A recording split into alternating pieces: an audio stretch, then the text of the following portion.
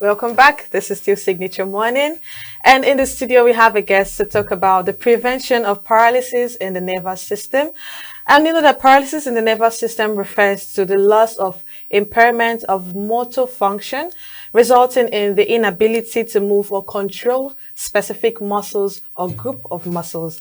And in the studio today, we have Professor Chika Ndubuisi, Professor of Neurosurgery, Esut. Good morning and welcome. Good morning. Okay. How do you do, sir? How do you do too? Thank You're you. welcome. You're welcome. So, first of all, what can describe what the nervous system is about? Basically, the nervous system, it's like an electrical system that has the brain as the generator or the power plant.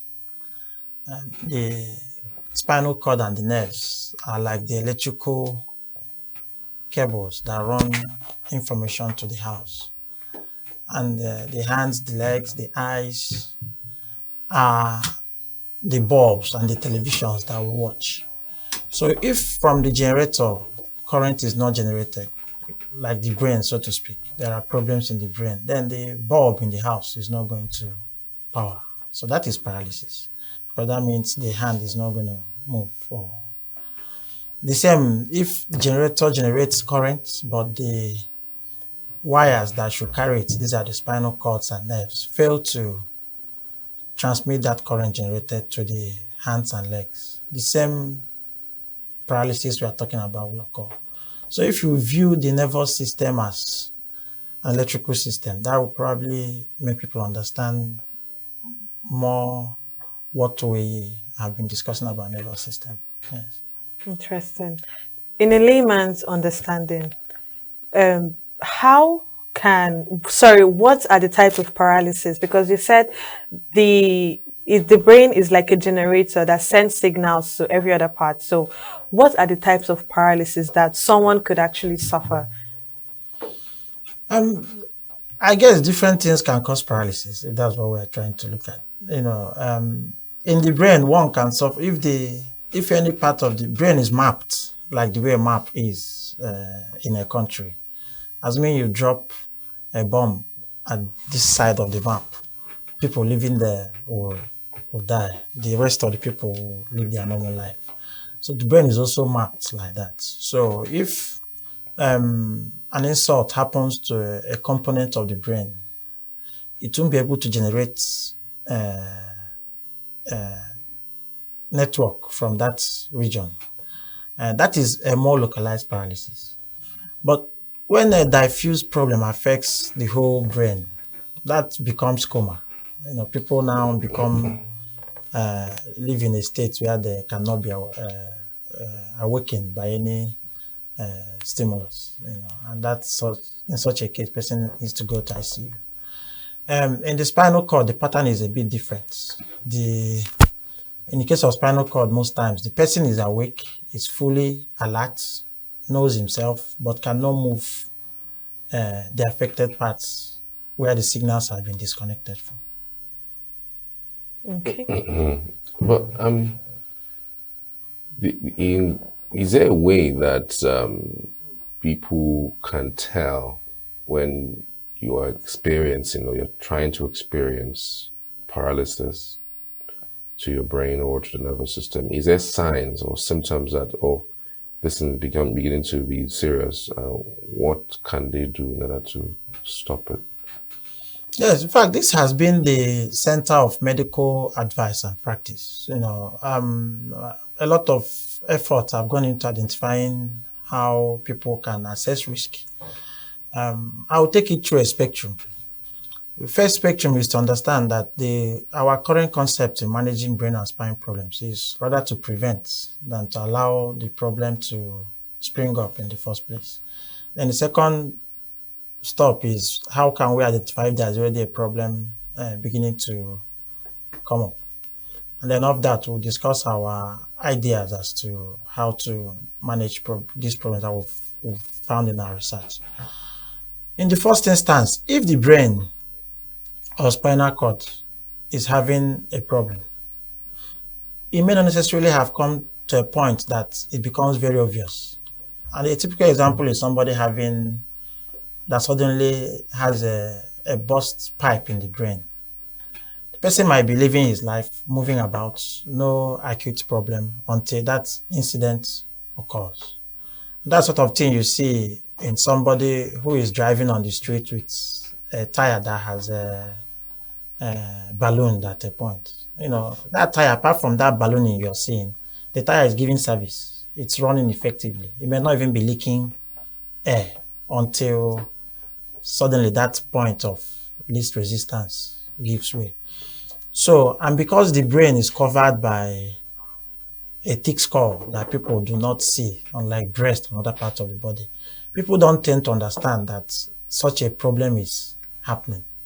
And in that case, the only way to signal it is by routine preventative maintenances, which is what we do in vehicles and so on. It's when you've gone to check that vehicle closely, you now know that something dangerous may happen that was not obvious. This is where primary prevention comes in. Things like preventing hypertension, preventing diabetes, because these are things that start leading to damage of those pipes and the nerve supplies to those parts of the body. The other one is when people are already having symptoms. This is where your question is now centered. How do you know? Common things are very common. In the case of the brain, you see a lot of headaches. If you search around, at least 7 out of 10 people in society would have had headaches that were not friendly. Even those that say paracetamol will tell you if symptoms persist for more than so days, consult a doctor. We should stop trivializing those headaches that they are from stress and typhoid and so on. No, because if they keep recurring, something is wrong. Just like a vehicle that keeps overheating from time to time, something is definitely wrong. And it might just be the cable connecting the radiator to the engine system. So don't trivialize it until you've done the check. Don't think it's just abnormal. Convulsion is another way problems that will cause paralysis manifest in the brain. This is another common problem. And then sometimes people are having sight that is going down over the period, that they just keep changing eyeglasses and so on. In the spinal cord, one starts seeing problems like neck pain, back pain, which is a serious epidemic in society now. Most everybody you see, 7 in 10 will be complaining of significant back pain, and some people will start having other problems like abnormal feelings in the hands and legs, as if there is pain. Some people wake up with muscle cramps. These are all indications that the nerves are not as healthy as they should be. Some people cannot walk a long distance without stopping to rest, because the legs start paining and so on. When all these things are showing, it's a sign that the space for the nerve is becoming a bit crowded, that one needs to take a more serious measure. And most times these things happen before eventually this paralysis, as it is, looks like the last stage in the spectrum. But unfortunately, that's where most people come to take this treatment serious. And that comes with its own burden, both financially and socially in society. Yes. Interesting. Wow, interesting. But I was also going to ask, really, since you mentioned this, so what happens if you find out these symptoms that have been mentioned? What do you do? Are there foods you can eat? Are there drinks that you should stop doing? What exactly should someone do? Because you have said consistent preventive activities instead of doing things when they're already here. So what are those consistent activities that we can do in order to be able to keep out this paralysis? I think the key is to check as frequently as possible. Countries that recognize this risk, I give you an example, aneurysms. How they show is that they will come with very bad headache, but we see here. Many of us suffer that sort of headache and just let it slide and nothing happens. But in countries like Japan, they do 3 to 5 yearly detailed blood vessel check called angiography, because this problem is very predominant in their society. As I said, nobody might see it coming until sometimes it now shows up. So that's the sort of thing one should be doing. Just last weekend, I saw where some youths in our church were doing medical checks. I joined with my family, and our blood pressure was checked, our sugar level was checked. We should start having such attitude towards thinking prevention.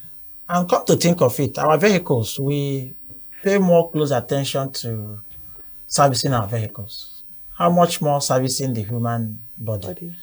Because every 3 to 6 months, a vehicle goes for major or minor health check.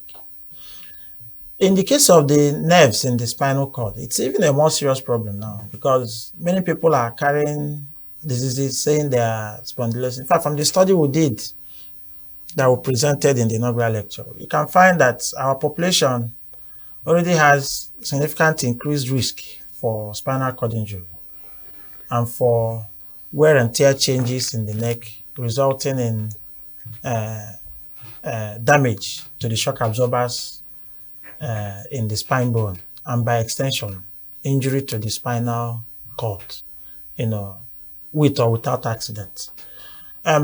So we are advocating that our people should start using MRI to check their level of risk in the spinal cord before they even engage in whatever activity.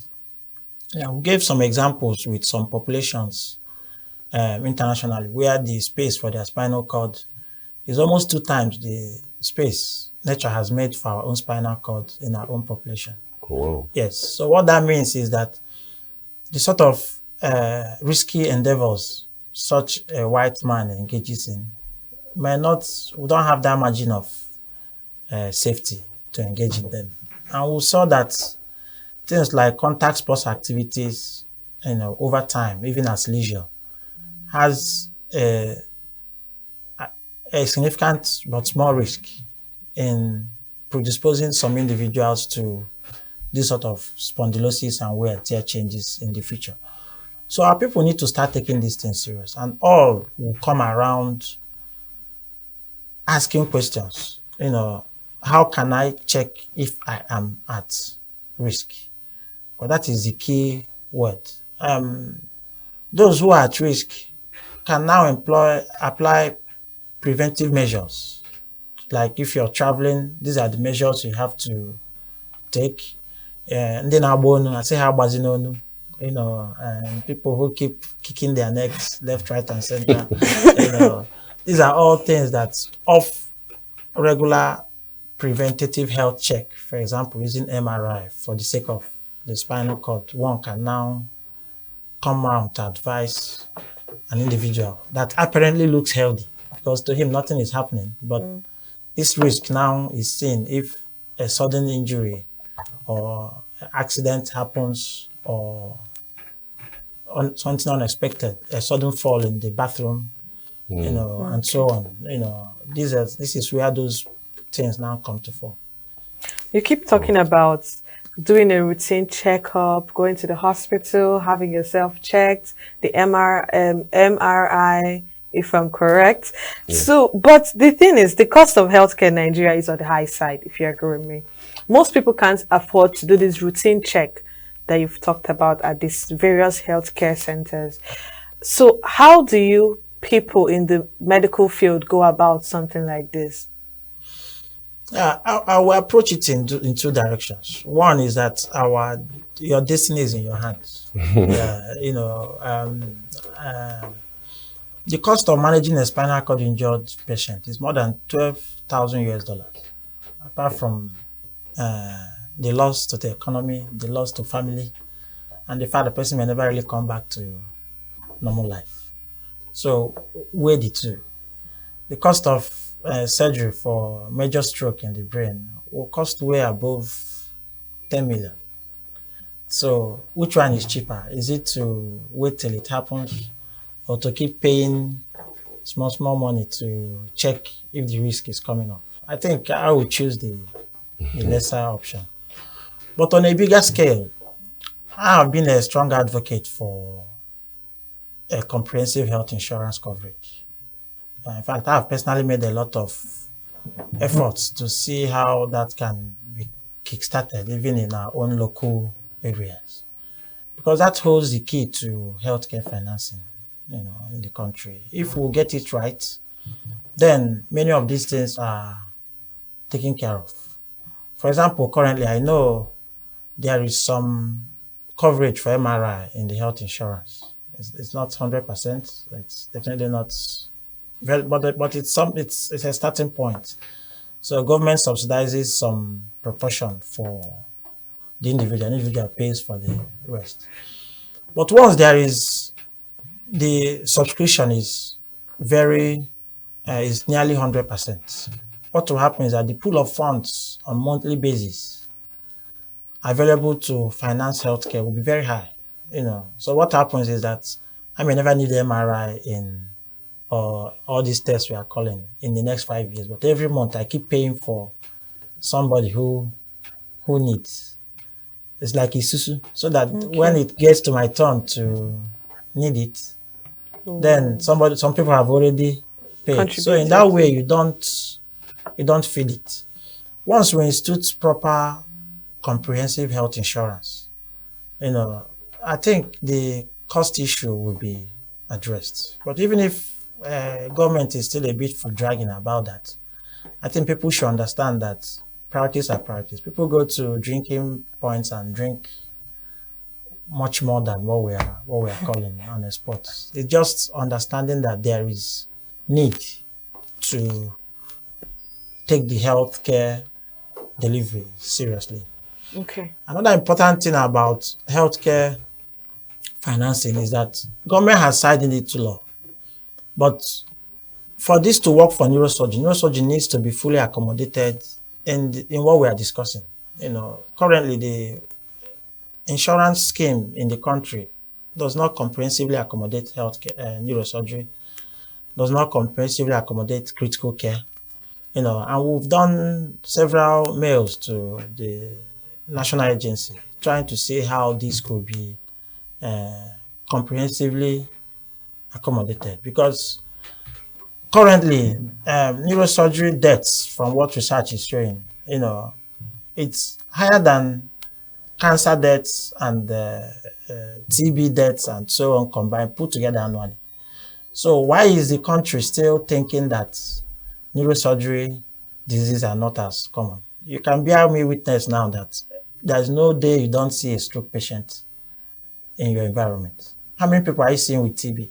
How many people are you seeing with cancer on day-to-day basis?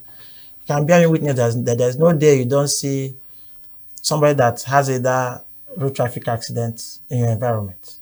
These are all epidemics in the country now waiting to be properly managed. The Nigerians should start thinking of policymakers, in fact, thinking of how to pump resources to where resources are more needed for effective healthcare delivery. Okay. And neurosurgery is one of them. Interesting. You had mentioned some of the causes of the nervous paralysis is maybe spinal cord injury, stroke, and the rest.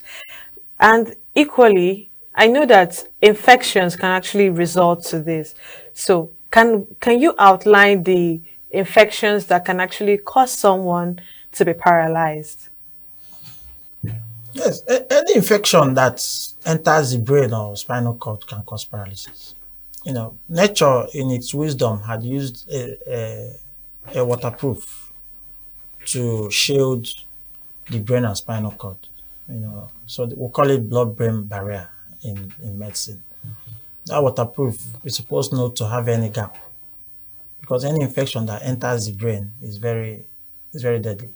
Yes. and that this preaches to why people need to go to hospital early as well again, because a child might be having something as simple as sore throat or chest infection, and for one reason or the other, this infection is carried in the blood to the brain or to the spinal cord. And what will you see? Inflammation and reaction to that infection in that part of the body will cause that part of the brain to shut down. And that is a common issue, especially in children and some people that have diabetes and other immune deficiencies in the body. So a lot of infections, fungal infection, bacterial infections, find their way into the brain and spinal cord and cause serious damage. And in fact, sometimes they result in abscess, pus formation in the brain. And these are all, we have a paper on that, but these are the things that we are now preaching that, in fact, in our own experience, what is causing more of those brain abscesses now are road traffic accidents than even the chest infection and so on. Why? Because pediatricians have done a good job in managing many of these infections before they get to neurosurgical point. Can poor life choices affect someone, in that direction? Say, for instance, a lack of exercise, poor diet. Can it affect, someone in that regard in terms of paralysis and injury to the spinal cord? Yeah, sure it does. You are correct. But what we are even observing in our own research is that we are having more of a lifestyle towards westernization. And that is now leading to emerging trend of diseases that before now we are thought not to be part of our society. The not my portion syndrome and so on and so forth. Yeah. So give a simple example. All of us now thrive on sugary foods and highly refined food products. What comes of that is that diabetes risk increases. Diabetes is a systemic disease, and for us in neurosurgery, what it does is that it damages the pipes taking blood to the brain and spinal cord. Just like it doesn't allow wounds to heal as well in different parts of the body. So with those damages, those blood pipes get weakened, so they either start blocking, that is one type of stroke, or they start bursting as another type of stroke. And also other systems may not function properly, because if the heart is not functioning properly, its capacity to pump blood to the brain is also, and spinal cord is also affected. The same thing with poorly controlled blood pressure. In fact, we are finding that from our own study, our younger populations compared to abroad are dying from hypertension. Already Africans have a higher risk of high blood pressure all over the world. So when we now move our lifestyle towards the Western type, sedentary lifestyle, inappropriate exercises, all of us drink, but and all those social behaviors that affect blood vessel compliance. What happens is that just like tire, you keep over pumping at every time. What happens is that the strain on the pipes again become very much, or when water pressure going into the house is very high, what you will see is that the pipes become more prone to leakage. That's just what's happening in the brain. So we are seeing more and more younger men and women dying from hypertension around age 40s. And many of them, you just see they were healthy before, went to work, and then in the night you hear that person didn't wake up. These are typical ways that blood bursting in the brain is blood pipe bursting in the brain is happening, and it doesn't give chance for the person to tell the story. So we are strongly advocating that our young men and women should show more serious attitude towards preventive health care. Okay. Yes. You had an inaugural lecture on this same topic. Can you tell us the motivation behind this, and what issue are you targeting to resolve? Um, Inaugural lectures are one of the options. Let me just put it that way. That university uses to help the community understand the sort of researches people have done and how it can impact society. So I just took some parts of my research I felt had direct community uh, importance, like the simple things we are discussing today. So the aim is that people will off it learn to live their life, you know. But away from that, from the lecture, you can see that we've done a lot of innovations in managing spinal cord surgeries. And these innovations were put in place to help the indigents and people who cannot afford the very highly expensive implant surgeries. And by the way, all the implants are imported, despite us being the second highest producer of titanium. So those things pain me. But we are trying to now we'll mention certain things beyond just the paralysis. That's why we'll start talking about paralysis in the medical system, because the issue goes beyond just the person having these diseases and treating them. The issues also overflows into how is the system prepared to handle that. I've just discussed health insurance in the course of this presentation. To me, it's one of the central sore points in why healthcare delivery in the country has not been properly optimized. Because countries that have got healthcare insurance and financing right have moved beyond certain primitive problems. If I had an accident as I leave this place now, I expect to be operated within 4 hours. Yeah, where is the ambulance service to drive that process? You see in the movies and so on, helicopters. Where I was abroad, helicopters will move out, ferry the person, land in the hospital, and there and then the theater is prepared for procedure. These are the ways people get eventually good outcome. And individuals cannot achieve this on their own. It has to be something that a more coordinated effort at the government level will achieve for the individuals. For example, Enugu State government recently passed a special tax levy for sports. These are sort of things that insurance is trying to come into simulating healthcare, and that kind of, for example, help to procure necessary equipment that are top heavy for neurosurgery and cardiothoracic surgery, and will help services to run. So ambulance services as well, because anybody could, that is the point. You don't have to be poor or rich for a need for urgent scooping to occur. Someone can be in the house and have need to. Typical example is from the heart, but from the brain, you can see now people slump every day in the house. And the next thing is to ferry the person where there is a ready care for service. The next aspect we addressed in that inaugural lecture was how to start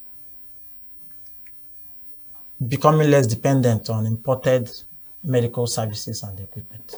Because that is what is fueling our problem in healthcare. There are a lot of things that have been improvised in the country. Part of the problem why they haven't seen light of day is because we haven't really made serious efforts to invest into fine-tuning them into a tool that is accessible and commercialized for everybody to use. The whole of West African markets is begging for this sort of opportunity. The average equipment you need to run neurosurgery, when you put them, it runs into hundreds of millions. If you have to be comprehensive, it's in billions. So what we should start looking inwards is how can we modernize these things to solve our own problems? Because a lot of the added softwares and so on thoughts that have got the ones in the international market to where they are. That wasn't where they were like 10 years ago, 15 years ago. They did what was working for them at that point. So I think in one way, not having the equipment creates challenge of making a diagnosis early and treating people properly. And what people have tried to do to manage that is to improvise, to find out a shortcut way to solving the problem. But if you don't manage that improvisation properly, you are creating a second hit, which is that is not available to do the needed work.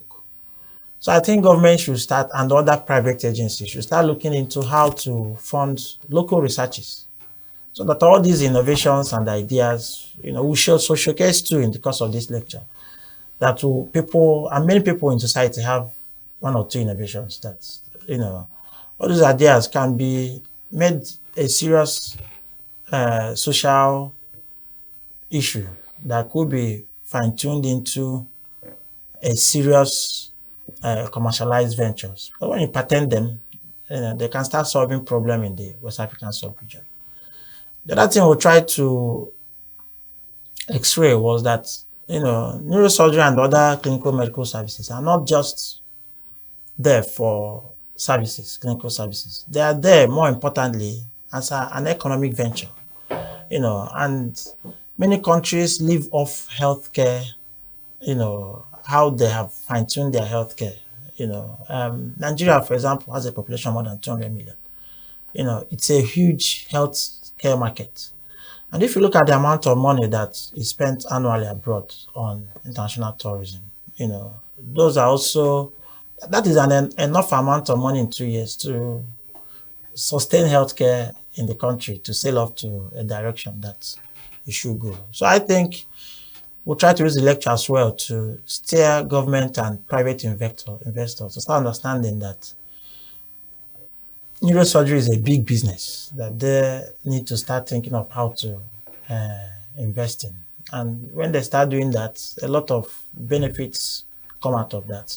We saw, for example, that the implant markets all over the world, it's going to hit how many trillions in the next couple of years. And we also saw that from what was published in World Neurosurgery, that if low and medium income countries fail to utilize the investments they need to make now, that by 2030,